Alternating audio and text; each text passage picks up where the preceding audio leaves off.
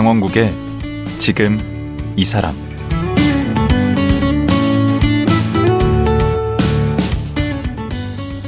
안녕하세요. 강원국입니다. 국내 반려동물 인구가 약 1,500만 명이라고 합니다. 이제 반려동물을 가족처럼 여기는 분위기가 자연스러운데요. 그러다 보니 이런저런 이유로 반려동물과 이별하게 되면 그 충격과 우울, 죄책감이 사랑하는 가족과 헤어지는 것과 매한가지입니다. 오늘 모실 분은 반려동물과 이별한 후 많이 힘들어하는 분들의 마음을 챙기는 분입니다.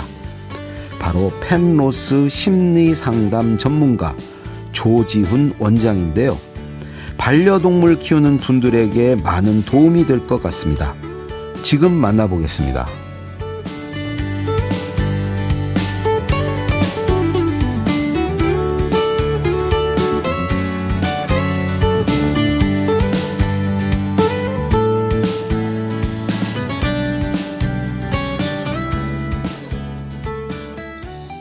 펜로스 전문 심리 상담가 조지훈 원장 나오셨습니다. 안녕하세요. 네, 안녕하세요. 네. 그 임상 심리 상담가신데 그 임상 심리 상담가는 어떻게 되는 겁니까? 대학원까지 이제 우선은 심리학으로 공부를 하고 임상 심리학을 이제 전공을 해야 되고요. 그리고 병원이나 뭐 상담센터 등에서 3년 동안 뭐 환자분들 그런 분들과 만나면서 뭐 심리 검사, 심리 상담에 대한 이제 수련을 받아야 그러면 대학원이면 6년 무조건 해야 되고 네. 그리고 3년간 병원에 가서 그 병원은 정신건강 의학과인가요? 네, 정신건강의학과에서 거기 가서 3년간 또 수련을 해야 된다. 네. 그러면 임상심리가 아니고 뭐 상담심리 이런 거 하는 사람도 있잖아요. 그거하고는 좀 다른 길이네. 네, 그거하고는 조금 다른 검사도 같이 병행하는 직업이다. 그렇게 보실 수 있을 것 같아요. 임상심리는 심리 검사도 한다. 네. 근데 그 중에 이제 펜로스 전문 심리 상담가신데 네. 일단 이 펜로스가 무슨 뜻이에요? 펜로스, 쉽게 설명하면 이제 반려동물을 사별하는 과정인 거고, 증후군이라는 단어가 또 붙잖아요. 그래서 우울감이라든지, 무기력감, 수면 문제, 어떤 분들은 신체 증상 같은 것들을 겪기도 하시는 장애를. 그런, 증상들의 집합이다. 이렇게 볼 수 있을 것 같아요. 펫이라는 게 애완견, 애완묘 이런 네. 요새는 반려견, 반려묘 네, 이렇게 반려동물. 네네. 그리고 로스는 잃는다는 그런 네. 로스 났다. 네. 그래서 우리나라 말로 좀 좋은 말이 아닌데. 네. 좀 번역해서 쓰고 있거든요. 반려동물 상실 증후군 이렇게 쓰고 있긴 한데. 그게 더 낫네. 네, 맞아요. 저도 저도 바꾸려고 하는데 사람들이 이미 너무 막 이렇게 쓰고 있다 보니까 저도 이제 그 강의 같은 거 할 때 조금씩 그렇게 한국말로 이제 한글로 번역해서 쓰고 있습니다. 네. 근데 요거에 대해서 우리 원장님은 조지훈 원장님은 언제부터 그렇게 관심을 가진 거예요? 사실 제가 2009년에 이제 반려견 다롱이라는 친구가 있었는데 요크셔 테리어 친구였는데 2009년에 이제 사별을 했어요. 그렇게 키우던 개를. 네. 저도 굉장히 많이 힘들었었거든요. 근데 그러고 나서 2017년에 또 고양이를 어떻게 하다 보니까 키우게 됐어요. 그러니까 되게 아팠던 친구인데 제가 안 거두면 안 되겠더라고요. 그래서 키우게 되면서 또 그때처럼 아플 텐데 2009년 때처럼 너무 힘들 텐데라는 생각 때문에 어떻게 보면 저 자신을 그때 치료할 수 있어야겠다라는 생각들도 있었고 그때는 심리학 전공하지 않을 때입니까? 2017년이니까 사실은 그때 자격증 취득하고 일하고 있을 때였거든요. 근데 그래도 펜로스에 대해서는 제가 잘 알고 있는 건 아니었으니까 좀 나도 준비를 하고 나도 심리 상담을 하는 사람이니까 좀 다른 반려인들도 돕자라는 생각에서 그때 그러면 이 임상 심리 상담가가 네. 그 펜로스를 하는 사람은 그렇게 많지 않겠네. 제가 시작할 때만 해도 연구도 없고 제대로 된 책도 별로 없고 그냥 사람들이 정신 질환이나 이런 걸로 힘들어하시는 분들이 그냥 우울증이라든가 무슨 공황장애라든가 이런 걸로 찾아오시면 상담해 주시고 하는 게 이제 대부분이었는데 네. 본인이 이렇게 펜로스로 어려움을 겪다 보니까 이제 여기에 관심을 가지신 거네요. 네. 펜로스 상담. 네네. 여기 보니까 국내 최초라던데 이 상담실이? 이제 저처럼 임상심리 전문가 자격증을 가지고서 이제 상담실을 운영하게 된 건 최초였고요. 이제 심리 상담으로 이 아픔을 극복해 나가는 그건 이제 저희 우리나라 최초입니까? 네, 저희 센터가 처음으로. 그러니까 본인이 그걸 겪으면서 이런 게 앞으로 필요하겠다 생각해서 하셨나 보죠. 네. 잘 잡으셨네. 1,500만 명이 지금 애완 그 반려 인구가 그런데. 사실 그게 좀 그분들이 이제 끝까지 보살피시는 분의 퍼센테이지가 몇 지금 퍼센트나 됩니까? 제가 마지막에 통계 본 게 13% 정도밖에 안 그러니까 됐었거든요. 개나 고양이를 기르는 분 중에 네. 개나 고양이가 죽을 때까지 돌보는 네. 사람이 100명이면 13명밖에 안 된다. 네. 아직도. 그럼 나머지 분들은 뭐 유기를 하거나 뭐 아니면 누구한테 다른 데 입양을 시키거나 네. 이제 끝까지 책임지지 않는다는 거죠. 네, 그렇죠. 그게 87%네. 네. 대부분이 끝까지 그 죽음을 맞지는 않는다는 거네. 네. 그게 조금 한 1, 2년 된 통계이긴 해서 지금은 그래도 조금 올라갔을 거란 희망을 가지고는 있는데 그래도 20%가 안 되지 않을까. 아, 그러면 이제 그 13% 사람 중에 이제 심하게 힘든 분들이 찾아오시는 거네요. 맞죠. 네. 그렇습니다. 근데 그 개나 고양이가 이제 죽으면 누구나 어느 정도는 뭐 상실감도 느끼고 뭐 우울해지고 그런 건 당연한 거 아닙니까? 맞습니다. 뭐 당연히 아무리 동물이라도 해도 이제 그런 걸 느낄 텐데 이게 우리 원장님을 찾아올 정도로 이게 병인가 아닌가 시간이 지나면 그냥 자연스럽게 나을 것인가 이런 걸 좀 그 구분하기가 좀 어려울 것 같은데 어느 때부터 이게 펜로스 증후군이 되는 겁니까? 어느 증상을 보여야 이건 당신은 펜로스 증후군이다. 치료가 필요하다. 이렇게 되는 겁니까? 좀 여러 가지 기준으로 좀 볼 수 있을 텐데요. 예. 보통은 한 2달 정도는 굉장히 힘든 고통스러운 기간들을 겪는다. 그래서 그 기간이 지났는데도 여전히 뭐랄까요.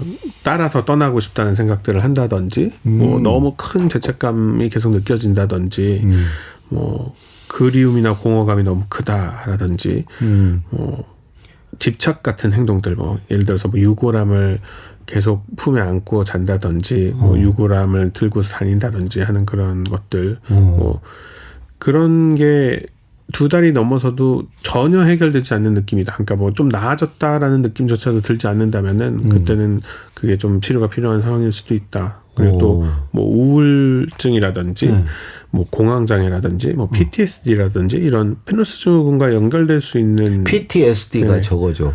외상후 스트레스 장애. 네. 그럼 아까 얘기한 2달 가까이 계속 우울하고 네. 뭐 이게 집착하고 네. 그거는 증후군이에요, 병이에요. 그게 이제 통계적으로 봤을 때 2달 정도라고 하는데 그게 넘어섰다는 거는 또 다른 차원의 어떤 문제들이 있을 수 있는 병인 거죠. 그렇죠. 뭐 우울증이라든지 PTSD라든지 뭐 다른 증상들을 겪고 있다는 신호일 수도 있다라는 거. 뭐 그리고 또 다른 정신질환의 진단 기준에 부합하게 된다면은 그것도 치료를 받아야 되는 신호이기도 하고. 되겠죠. 또 어떤 경우는 뭐 이런 것들을 다 고려하지 않더라도 예를 들어서 뭐 아이를 사고로 보내셨다든지 뭐 아이라는 거 여기서 반려동물을 사고로 보내셨다든지 혹은 뭐 반려동물의 시신을 못 찾아서 죽었는지 살았는지 알 수가 없는 사별이다. 뭐 이런 경우라든지 뭐 실종 이런 건데. 네. 그런 경우에는 심하겠지도. 뭐 그런 경우에는 사실 전문가를 꼭 찾아가시는 게 필요할 수 있다. 병사가 아니고 이렇게 사고사로 그런 사고사들 네네. 그렇다든가 잃어버렸다든가 네, 맞습니다. 그런 경우가 또 뭐가 있을까요? 또 뭐 병사기는 한데 뭐 갑자기 굉장히 죽어? 급성으로 너무 심하게 아파하는 모습을 내 눈으로 보고 보냈다든지 저희 다롱이가 약간 그런 경우였거든요. 막 경련을 하고 호흡곤란을 막 하다가 이렇게 떠났었는데 그런 거를 눈으로 목격했을 때는 좀 치료가 필요한 상태일 수 있다. 그럼 또 뭐가 있을까요? 또 먼 거리에서 일하는 것들. 뭐 예를 들어서 나는 유학 중이었는데 우리 집 강아지가 이제 세상을 떠나서 가족들이 이렇게 장례를 치러주고 나는 그거를 함께 참여하지 못했던 경우들. 뭐 이런 경우에도 이 죽음이 일어났다라는 걸 받아들이기가 힘들어서 이 애도의 문제를 겪는 분들이 종종 저런 것도 있어요. 있겠다. 내 실수로 뭐가 네, 맞아요. 죽게 그런 것도 됐을 있고. 때. 네. 죄책감이 또 그럴 땐 더 심해지니까. 네. 아, 그런 때 이제 펜로스로 이제 찾아오게 되는군요. 네. 그럼 오면은 뭘 어떻게 해줍니까? 일단은 애도 단계에 맞춰서 사실 이 사별이라는 거, 애도를 한다는 거 이런 게 꼭 상담가가 필요한 일은 아니잖아요. 뭐 누구나 다 사별을 겪는데 그럼 전부 다 상담가를 찾아가야 되느냐? 뭐 그럴 게 아니듯이 정상적인 애도 과정을 못 밟아 나가시기 때문에 저를 찾아오시는 그 정도로 힘들어서. 네. 그래서 그거를 어떻게 보면 기차가 이렇게 탈선을 해서 약간 다른 방향으로 나가고 있을 때 그걸 원래 궤도에 올려놓듯이 이 애도의 과정도 원래의 궤도를 밟아 나가실 수 있게 다시 올려드린다라는 그런 느낌들. 그러니까 애도의 과정은 뭐 어떻게 되는 겁니까? 애도의 과정은 이제 윌리엄 워든이라는 분이 있어요. 이 사별에 대해서 사별 상담에 대해서 이제 연구하신 분인데 사람 사별. 네, 사람 사별에 대해서. 근데 이분이 제시한 4가지 과업이 있는데 네. 첫 번째는 이제 망자의 죽음을 내가 수용하는 거. 우리 뭐 반려인들 같은 경우는 반려동물의 죽음을 수용하는 게 되겠죠. 그래서 그쵸. 이 아이가 떠났다라는 걸 머리로는 알고 있는데 뭔가 마음으로 받아들이지 못하고 있는 것들을 이제 받아들일 수 있게 도와드리는 거. 그리고 두 번째는 네. 뭐 여러 가지 감정들이 있을 수 있어요. 뭐 죄책감도 있고, 뭐 심지어는 분노감 같은 것도 느끼는 분들이 계시거든요. 뭐 수의사 선생님한테 막 분노를 느끼기도 하고, 뭐 같이 돌보던 가족이 좀 소홀했던 것에도 분노를 느끼고, 뭐 나한테도 분노를 느끼고, 어떤 분들은 그런 분도 봤어요. 그러니까 반려동물한테 분노를 느끼는 분들. 네. 그러니까 내가 제일 힘들 때 네가 나를 떠났다라고 생각하시는 분들도 있어서, 배신자. 네, 그런 배신감 같이 느끼시는 분도 있어요. 그래서 그런 감정들을 있는 그대로 마주할 수 있게 도와드리는 게 두 번째, 그 감정을 직면하는 그게 두 번째 단계가 되고, 세 번째는 적응하는 거. 이 감정이라는 게 에너지 같은 거라서 사실 좀 소모하면 소모할수록 이제 좀 쌓여있던 것들이 이제 해소가 되거든요. 근데 그러고 나서 이제 현실에 다시 적응해 나가야 되는 거죠. 일도 다녀야 되고, 뭐 밀려있는 집안일도 맞아요. 사람도 만나야 되고 하는데 그런 것들을 이제 조금씩 다시 해 나가는 게 세 번째 단계고, 마지막 단계는 우리가 사람 사별도 그렇듯이 죽었다고 끝이다 뭐 이렇게 하고 살지 않잖아요. 뭐 생일도 챙기고 뭐 기일도 챙기고 뭐 여행 가서도 우리가 예전에 뭐 아버지 어머니랑 여기 놀러 왔었지라는 생각에 잠기기도 하고 그렇게 하면서 우리가 이렇게 계속 살아나가잖아요. 그게 마지막 단계다. 그래서 그 마지막 단계까지 가실 수 있게 도와드리는 상담이다. 조금 너무 길어졌는데 보통 상담을 하면 얼마나 걸립니까? 그렇게 거기까지 인도하는데 2달 정도라고 생각하고 있어요. 그 아까 전에 얘기 드렸던 게 가장 힘든 시기가 2달이라고 말씀드렸잖아요. 그래서 그 2달 동안에 이 정상궤도에 올려드리면은 그 다음부터는 제가 도와드리지 않아도 잘 겪어 나가실 거다라는 생각을 가지고 이제 8주 동안. 그러면 일주일에 한 번씩 해서 8번 찾아오는 겁니까? 8번 상담을. 한 번 오면 상담을 얼마나 하세요? 한 번 오실 때마다 이제 50분씩 상담을 50분씩. 진행하게 되고요. 네. 근데 아무나 할 수는 없다. 그게 자격증이 이렇게. 네, 그렇죠. 아무나 해서도 안 되고. 원장님 같이 대학 4년, 석사 2년, 6년에다 3년간 병원 가서 수련을 받았고. 그렇죠. 9년 동안, 거의 10년 동안.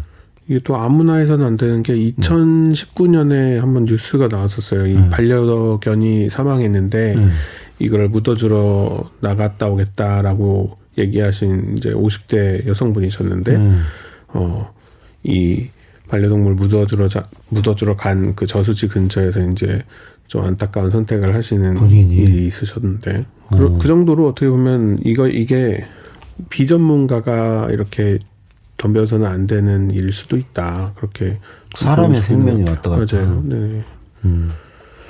아니 근데 이 펜로스 증후군에 대해서 우리가 이제 잘못 알고 있는 것도 많다고 하는데 예를 들자면 펜로스 고통을 이기는 가장 좋은 방법은 생각을 안 하는 것이다. 이게 왜 잘못 알고 있는 거죠? 생각 안 하면 되지. 그러니까 생각을 안 한다고 해서 사실 해결되는 문제는 아니기 때문에 더 그런데요. 그러니까 잊어 그러면 안 된다는 거죠. 안 떠올린다고 해서 없어지는 일이 되지는 않잖아요. 이게 언젠가는 이렇게 우리가 이 용수철 같은 것들을 꾹 눌러놓고 있으면은 손을 떼면 언젠가는 튀어오르듯이 이 감정들도 이렇게 꾹 억누르고 마주하지 않고 쳐다보지 않고 이렇게 숨겨놓더라도 언젠가는 눌러놨던 용수철처럼 튀어오른다. 그래서 어떤 분들이 그런 분들이 계세요. 내가 반려동물 사별했을 때는 그 당시에는 이렇게 생각 안 하려고 해서 잘 이겨낸 것 같다. 근데 이번에 뭐 예를 들어서 뭐 가족 중에 누군가를 사별했는데 이번에 가족을 사별하면서 그때 반려동물을 보냈던 감정이 지금 올라온 느낌이다. 이렇게 얘기하시는 분들도 있어요. 그러니까 그거를 그런 게 눌러놨다가 생각 안 한다고 해서 없어지는 게 아니다. 그 밖에도 우리가 잘못 알고 있는 것들이 뭐가 있나요? 또 뭐 새로운 반려동물을 데려오면은 좀 괜찮아진다. 뭐 이런 얘기들이 있기 때문에 뭐 가족분들 중에서 혹은 뭐 친구분들 중에서 덜컥 그냥 한 마리 어디서 이렇게 입양해서 데려오는 분들이 계세요. 키우라고. 그러면 좋지 않나? 근데 그게 사실 어떻게 보면 이 애도가 마무리되지 않은 상태에서 얘를 잘 돌봐야 된다는 그 압박감까지 또 하나를 또 얹어주는 그게 되기 때문에 이분은 더 힘들 수가 있는 거죠. 뭐 얘가 하는 행동들이 좀 더 생각나네. 전에 있던 아이와 비슷한지 이런 것들 뭐 비교하기도 하고 사실은 뭐 이 주변에서 이렇게 데려오시는 이유가 뭔가 대체물로 여겨봐라 뭐 이렇게 데려오는 건데 그 어떤 것도 사실 대처할 수 없잖아요. 뭐 우리가 예를 들어서 뭐 어머니를 사별했을 때 뭐 어머니를 대체하기 위해서 새어머니를 데려온다고 해서 그게 해결되지 않듯이 뭐 이분들한테도 그게 마찬가지인 거죠. 저런 건 어때요? 어떤 개가 죽었을 때 같은 종의 개를 데려와서 또 이름도 같이 붙여주고 그런 건 더 안 좋은 거예요? 그런 분들이 있으세요, 실제로. 그러니까 같은 최대한 비슷하고 비슷한 견종이고 뭐 성별도 비슷하고 그렇게 데려오시는데 같을 수가 없거든요. 뭐 예를 들어서 그렇게 하셨는데 얘는 원래 내 강아지였는데 얘가 다른 가족을 더 좋아한다. 뭐 예를 들어서 우리 엄마를 더 좋아한다. 그렇게 되면은 거기서 오는 또 상실감이 또 있는 거죠. 아, 얘는 내가 정말 같을 거라고 기대했는데 그렇지 않구나라는 데서 오는 또 실망감이 또 크고. 그래서 전혀 대체할 수 있는 것이 아니다라는 것들을 생각해 보면은 뭐 간단하게 좀 이해가 되는 것 같아요. 키우던 개가 이제 노쇠하고 그랬을 때 미리 좀 데려오면 어떻습니까? 미리 다음 베타를 미리 딱 키우면 그렇게 하시는 분들도 있으세요. 그러니까 그게 도움이 되는 분들도 분명히 있으시거든요. 얘가 떠났지만 얘가 있기 때문에 그래도 내가 살아있다. 얘를 보면서 내가 살아가면 된다라고 생각은 하시는데 또 어떤 분들은 사실 도움이 안 되는 분들도 조금 있으시다. 왜냐하면 얘가 있어서 괜찮을 줄 알고 얘를 데려왔던 건데 얘가 있다고 해서 얘가 없어진 게 그게 치유되지는 않더라 하는 분들도 있고 뭐 그거는 사람마다 좀 다른 부분들이 있으신 것 같다. 그 펠로스 증후군을 아이들도 많이 느낄 것 같은데 아이들이 개나 고양이를 좋아하잖아요. 그럼 아이들한테는 뭐 어떻게 얘기를 해야 되나요? 이렇게 개가 죽거나 이랬을 때 돌려서 얘기하시는 분들이 계세요. 그러니까 뭐 우리가 흔히 그런 말들 잘 하잖아요. 뭐 사촌인 누가 놀러 왔다가 이렇게 가고 나서 뭐 누구 형아 왜 갔어 이러면은 네가 자꾸 장난치고 그러니까 갔지 뭐 이렇게 얘기하잖아요. 근데 반려동물한테도 반려동물 사별도 그렇게 얘기하시는 부모님들이 계시거든요. 뭐 네가 너무 괴롭히니까 다른 집에 가서 산다고 갔대. 집 나갔대. 네. 물론 아이한테 죽음을 알려주기가 싫어서 그렇게 하시기는 하지만은 그렇게 되면 아이는 또 죄책감을 안고 살아가거든요. 혹은 뭐 대충 얼버무리듯이 이렇게 하실 때도 있는데 그렇게 되면은 아이들은 보통은 다 자기 탓으로 생각해요. 그러니까 예를 들어서 부모님들 이혼하실 때도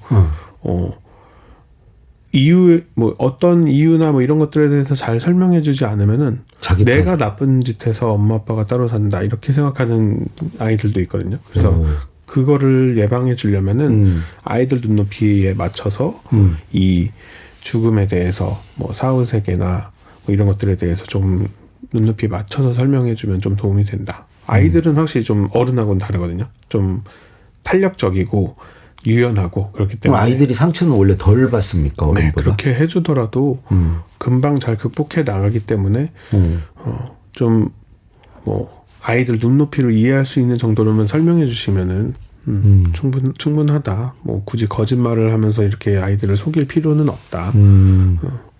예를 들어서 개를 이제 2마리를 키웠는데 개가 1마리가 죽었어요. 그럼 살아있는 다른 개도 이런 펜로스 증후군을 느낄 수 있습니까? 제가 사실 막 수의사는 아니라서 정확히 아는 거는 아니지만 저도 막 공부를 하다 보니까 그런 얘기들이 있더라고요. 그러니까 찾는 행동들, 그러니까 나와 같이 살고 있던 뭐 같은 가족이라고 생각했던 물이라고 생각했던 그 아이를 찾는 그 반려동물을 찾는 행동들을 하기도 하고 개가 개를 찾고 개가 고양이를 찾고 분리불안도 전보다 더 심해지기도 하고 뭐 어떤 아이들은 뭐 식욕도 잃고 막 이런 아이들도 있다 얘기하는 거 봐서는 이 친구들도 분명히 적응할 기간들이 좀 필요한 것 같다 좀 생각이 드는 것 같아요.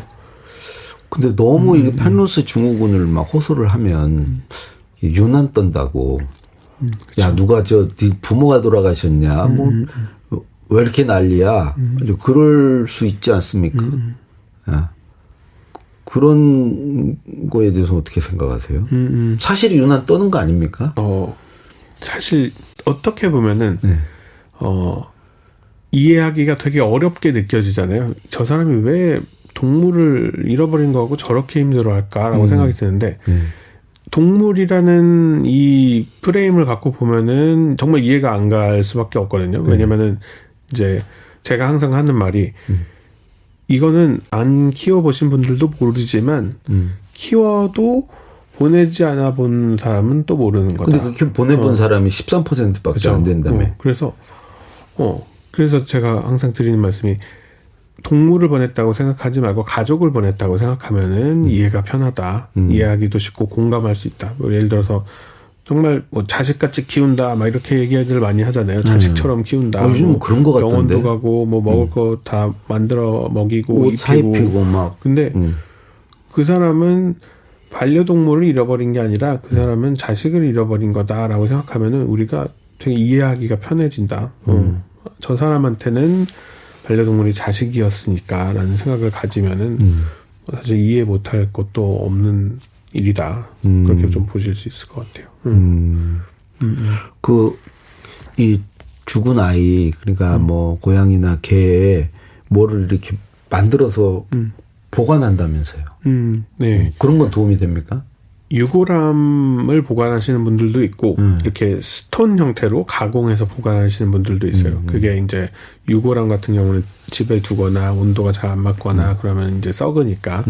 근데 저는 사실 상담할 때 이거를 꼭 어디 뿌려주거나 묻어야 된다라고 막 강요하지는 않거든요. 왜냐면은 그게 꼭 필요한 건 아니라고 생각이 들어서. 그러니까 너무 집착하지 않는다면. 가끔 너무 집착하시는 분들이 있어요. 아까 제가 말씀드린 것처럼 뭐 데리고 다니는 분들도 있고 집에서 붙어서 떨어지지 않으려는 분들도 있고 너무 유골함 관리하고 이런 거에만 시간을 너무 보내고 다른 거는 신경 쓰지 않는 분들도 있고. 근데 그거는 분명히 잘못되고 뭔가 치료가 필요한 상황이다라는 걸 보여주는 걸 수 있지만은 그 정도가 아니라면은 뭐 이렇게 스톤으로 가공하면 이렇게 유리 보석처럼 이렇게 변화가 되거든요. 썩지도 않고 뭐 냄새 나는 것도 아니고 그냥 아이를 추억할 수 있는 어떤 추모물이기 때문에 집에 이렇게 이 아이가 나랑 함께 살았었다라는 어떤 그런 추모물로서 집에 잘 보관을 한다면은 저는 그게 도움이 될 수 있다. 우리가 이 아이와 계속 관계 맺고 살아가는 거다라는 걸 보여주는 그런 물건이 될 수 있다. 네. 그 얘기 듣다 보니까 이제 시간이 많이 흘렀는데 뭐 하나만 더 여쭤볼게요. 그 무슨 펠로스 모임도 있습니까? 모임을 가지시는 분들이 있더라고요. 그러니까 뭐 저 같은 전문가가 참여하는 집단 모임들도 있고 혹은 뭐 이렇게 반려인들끼리 모이는 경우들도 있는데 전문가가 참여하는 게 아무래도 좋겠죠. 뭔가 중재도 해주실 수 있고 이 모임을 좀 치유적인 방향으로 쭉 이끌어갈 수 있기 때문에 하지만 뭐 그렇지 않더라도 제가 이렇게 막 독서 치료용으로 책도 썼거든요. 그래서 책도 한번 같이 읽어보면서 얘기를 나누면 또 그것도 더 치유적일 수도 있고 전문가가 꼭 있어야 되는 거는 아니지만 자기들끼리 위로하고 서로 그쵸. 그렇게 해서 치유하고 그래도 되지 않을까 싶은데 그쵸. 꼭 우리 상담가님이 안 끼셔도 그러니까 그런 것 같아요. 가끔씩 이 모임의 방향이 약간 서로 불쾌해지고 어두워지는 방향으로 가게 만드는 분들이 있거든요. 사실. 그럼 꼭 있죠. 그런 분들도 사실은 근데 위로를 받아야 되잖아요. 모임에서 그렇다고 배제하는 게 아니라 이분도 이 모임에서 힘을 얻고 같이 나갈 수 있게 도와주는 게 어떻게 보면 집단 상담을 할 때 그런 상담자의 역할일 수도 있기 때문에 그래서 그런 게 필요할 수도 있다. 네. 그 얘기 듣다 보니까 이제 시간이 다 됐는데 사실 구체적인 사례를 가지고 좀 얘기를 들어보는 게 실질적으로 이제 누구나 이제 언젠가는 떠나보내야 되고 또 실제로 지금 그런 고통을 겪고 있는 분도 계실 테고 이제 그런 분들에게 실질적인 도움이 될 것 같은데 내일 하루 더 모시고 좀 그런 얘기를 들어보면 어떨까요? 네, 저도 좋습니다. 네, 그래요, 예. 또 책도 쓰셨다고 하니까 그 내용도 좀 들어보고요. 오늘은 여기까지 하고 내일 하루 더 모시도록 하겠습니다. 고맙습니다. 예, 감사합니다. 펜로스 전문 상담가 임상 심리학자 조지훈 원장이었습니다.